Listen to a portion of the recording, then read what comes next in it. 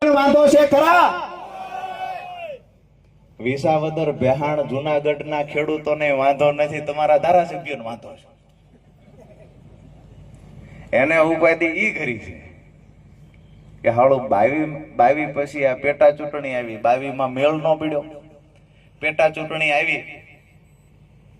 હજી પૂછજો તો ખરા, ધારાસભ્ય હાથે ગયા હતા કે આળકતરી રીતે ધક્કો મારીને મોકલી દીધા હતા, પેટા ચૂંટણી જાણી જોઈને લઈ આવ્યા હતા? આ જાણવા જેવો ઇતિહાસ છે.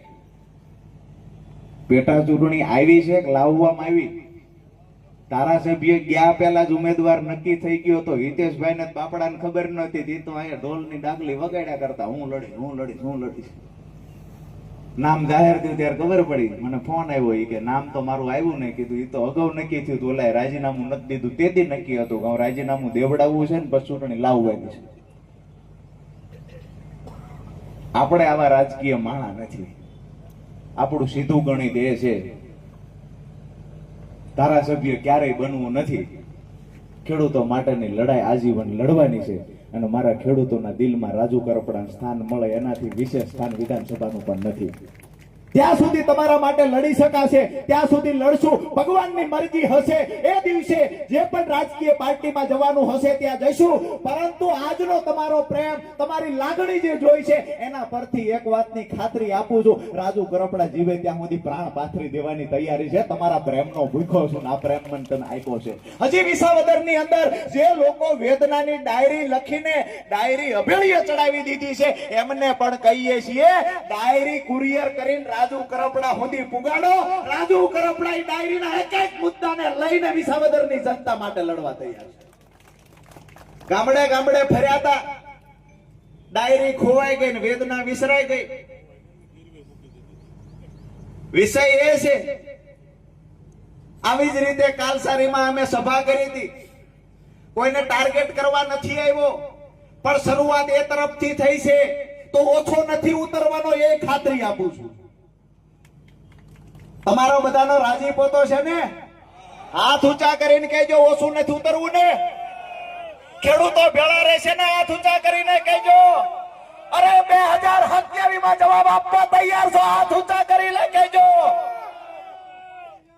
મીડિયાના મિત્રોને કહીએ છીએ કે જે જોતા હશે ત્યાં એના સુધી આ સમાચાર પુગાડાવી દેજો. તાલુકા જિલ્લાની ચૂંટણી વાંધો છે ખરા? વિસાવદર બેહાણ જુનાગઢના ખેડૂતોને વાંધો નથી, તમારા ધારાસભ્યોને વાંધો છે. એને ઉપાધિ ઈ કરી છે કે હાળું 22 પછી આ પેટા ચૂંટણી આવી, 22 માં મેળ ન પડ્યો, પેટા ચૂંટણી આવી. હજી પૂછજો તો ખરા, ધારાસભ્ય હાથે ગયા હતા કે આળકતરી રીતે ધક્કો મારીને મોકલી દીધા હતા, પેટા ચૂંટણી જાણી જોઈને લઈ આવ્યા હતા? આ જાણવા જેવો ઇતિહાસ છે. પેટા ચૂંટણી આવી છે કે લાવવામાં આવી? ધારાસભ્ય ગયા પહેલા જ ઉમેદવાર નક્કી થઈ ગયો હતો. હિતેશભાઈ ને બાપડાને ખબર નહોતી, તે તો અહીંયા ઢોલની ડાકલી વગાડ્યા કરતા, હું લડીશ. નામ જાહેર થયું ત્યારે ખબર પડી, મને ફોન આવ્યો કે નામ તો મારું આવ્યું નહીં. કીધું એ તો અગાઉ નક્કી થયું હતું, ઓલા રાજીનામું નથી દીધું, તેથી નક્કી હતું કે રાજીનામું દેવડાવવું છે ને પછી ચૂંટણી લાવવાની છે. આપણે આવા રાજકીય માણા નથી. આપણું સીધું ગણિત એ છે, ધારાસભ્ય ક્યારેય બનવું નથી.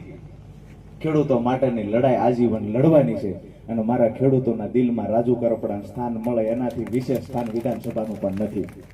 જ્યાં સુધી તમારા માટે લડી શકાશે ત્યાં સુધી લડશું. ભગવાનની મરજી હશે એ દિવસે જે પણ રાજકીય પાર્ટીમાં જવાનું હશે ત્યાં જઈશું. પરંતુ આજનો તમારો પ્રેમ, તમારી લાગણી જે જોઈ છે એના પરથી એક વાતની ખાતરી આપું છું, રાજુ કરપડા જીવે ત્યાં સુધી પ્રાણ પાથરી દેવાની તૈયારી છે. તમારા પ્રેમનો ભૂખો છું, આ પ્રેમ મને તને આપ્યો છે.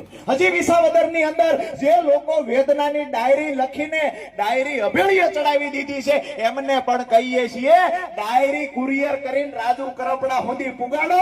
રાજુ કરપડા એ ડાયરીના એક એક મુદ્દાને લઈને વિસાવદરની જનતા માટે લડવા તૈયાર છે. ગામડે ગામડે ફર્યા હતા, ડાયરી ખોવાઈ ગઈ ને વેદના વિસરાઈ ગઈ. વિષય એ છે, આવી જ રીતે કાલસારીમાં અમે સભા કરી હતી. કોઈને ટાર્ગેટ કરવા નથી આવ્યો, પણ શરૂઆત એ તરફથી થઈ છે તો ઓછો નથી ઉતરવાનો એ ખાતરી આપું છું. તમારો બધાનો રાજીપો તો છે ને? હાથ ઊંચા કરીને કહેજો ઓછું નથી ઉતરવું ને. ખેડૂતો ભેળા રહેશે ને, હાથ ઊંચા કરીને કહેજો. અરે 2027 માં જવાબ આપવા તૈયાર છો? હાથ ઊંચા કરીને કહેજો.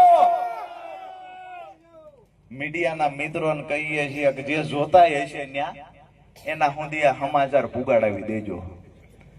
તાલુકા જિલ્લાની ચૂંટણી